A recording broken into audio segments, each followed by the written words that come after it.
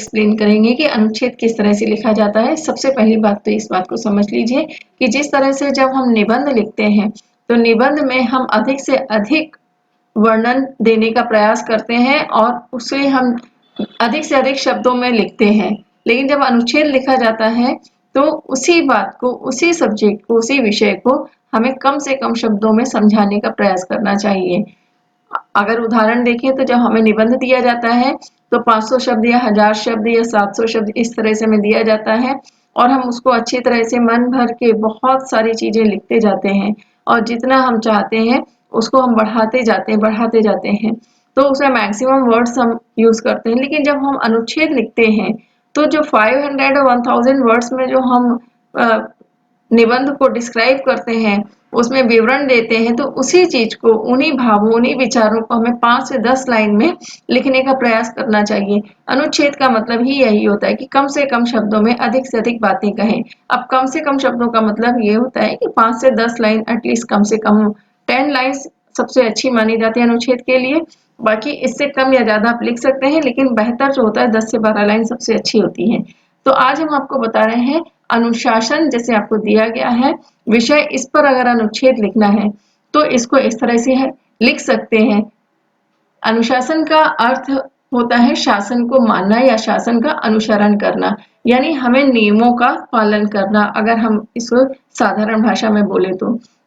तो जब हम शासन को मानते हैं यानी नियमों को मानते हैं तो हमारा जीवन भी व्यवस्थित हो जाता है। यानी हमारे जीवन में एक तरह की नियमबद्धता आ जाती है और नियमबद्ध होकर जब हम कार्य करते हैं तो उसमें हमें बहुत आनंद भी आता है और हर काम जो है सरल हो जाते हैं। और इसके लिए सबसे अच्छा उदाहरण यह है कि जब विद्यालय में मनुष्य जीता है, विद्यालय का उनका जो जीवन होता है, तो हर व्यक्ति के जीवन में ये समय आता है कि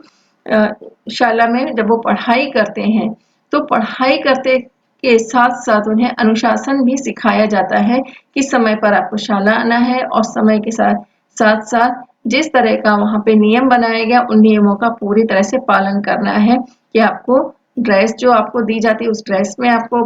शाला आना है और व्यवस्थित रूप से आपको क्लास के अंदर पढ़ना है और किसी तरह से शोर नहीं करना है और शिक्षकों का कहना मानना है। तो ये सारी चीजें जो होती हैं अनुशासन के अंतर्गत ही आती हैं और ये सबसे अच्छा जीवन होता है कि विद्यालय में रहकर हम अनुशासन को अगर मानते हैं तो यही हमारे जीवन में आगे काम आता है और यही नियमबद्धता हमारी जब जीवन में हम अपना लेते हैं तो ये नियमबद्धता हमारे जीवन में सफलता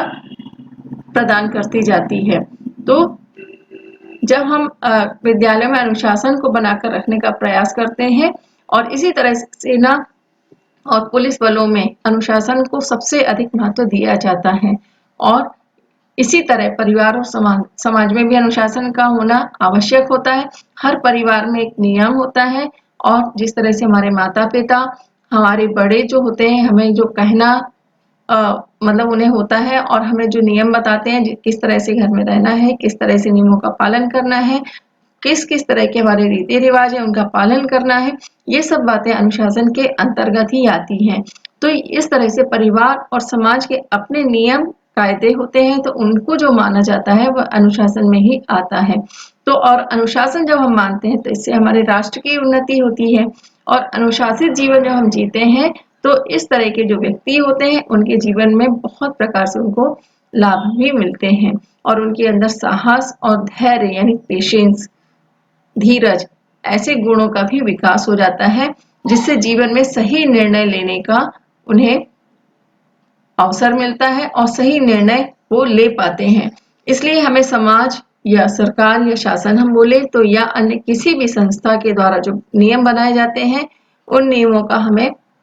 पालन करना चाहिए और जब नियम तोड़ते हैं तो ऐसे व्यक्ति के साथ हमें किसी प्रकार की सहानुभूति नहीं दिखानी चाहिए, किसी तरह की उन पर दया नहीं करनी चाहिए। अगर उस व्यक्ति को हमें आगे बढ़ाना है, उसके जीवन में सफलता दिलानी है और अच्छा इंसान उसे बनाना है तो नियम तोड़ने वालों को हमेशा सजा जरूर मिलनी चाहिए और उन्हें अनुशासित जीवन जीने के लिए प्रेरणा भी देनी चाहिए। अब सजा बहुत टफ हो सकती है या बहुत सरल भी हो सकती है, ये निर्भर करता है कि किस प्रकार की नियमों को तोड़ा गया है और किस प्रकार की सजा दी जा सकती है और किस प्रकार का वो व्यक्ति है।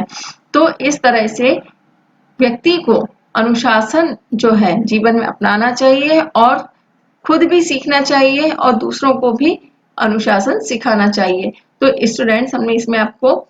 कम से कम शब्दों में यहाँ पर लिख करके दिखाया है और कम से कम लाइंस में। तो आप इसे देखकर प्रयास कर सकते हैं कि अनुच्छेद कैसे लिखा जाता है। और भी विषयों पर हम आपको अनुच्छेद बताएंगे, तो इसके लिए आप चैनल को सब्सक्राइब करना ना भूलें ताकि सबसे पहले आपको नोटिफिकेशन मिल सके।